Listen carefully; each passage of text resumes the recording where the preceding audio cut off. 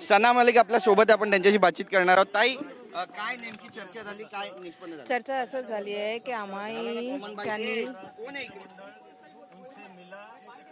सबका साहब के साथ हमारी बात हुई, उन्होंने हमें सकारात्मक उत्तर देने का आश्वासन दिया है।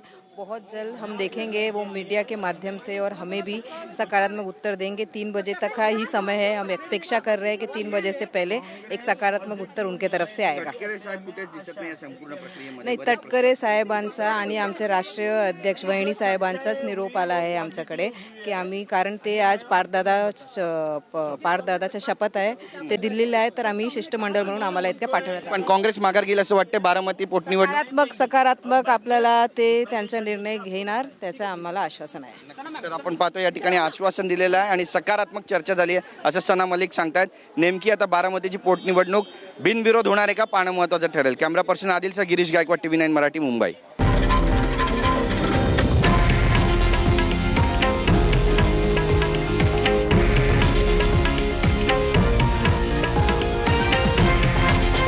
हे आहे देशातील नंबर 1 न्यूज नेटवर्क आणि आपण पाहत आहात TV9 मराठी, एकमेव.